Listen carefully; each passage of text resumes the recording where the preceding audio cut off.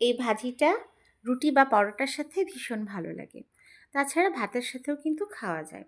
তো তার জন্য আমি একটা প্যানে পেঁয়াজ, মরিচ আর রসুন কুচি দিয়ে সুন্দর করে ভেজে নিয়েছি। এতে দিয়ে দিয়েছি কয়েকটা শুকনা মরিচ। তারপরে জিরা ফোড়ন দিয়ে এটাকে সুন্দর করে ভেজে নিয়েছি। দিয়েছি একটু হলুদের গুঁড়া, তারপর এটাকে নেড়ে নিয়ে দিয়েছি আলু।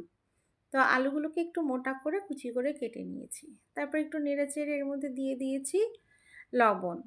তারপর এটাকে মিক্স করে দিয়ে দিলাম মিষ্টি কুমড়া কেটে রাখা। তো মিষ্টি কুমড়ার সব ধরনের তরকারি আমার কাছে ভীষণ ভালো লাগে। যাই দিয়ে রান্না করা যায় না কেন তার টেস্টটা কিন্তু একটু আলাদাই হয়ে থাকে। তো তারপরে এটা সুন্দর করে মিক্স করে আমি একটা ঢাকনা দিয়ে এটাকে ঢেকে দিলাম। তো ঢাকনা দিয়ে ঢাকবো আর তারপর একটু পরে ঢাকনাটা খুলে এটাকে সুন্দর করে মিক্স করে দিব। তো এইভাবেই এই প্রসেসটা কন্টিনিউ করতে থাকবো।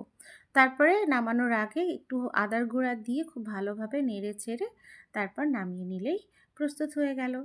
তো ভিডিওটি ভালো লাগলে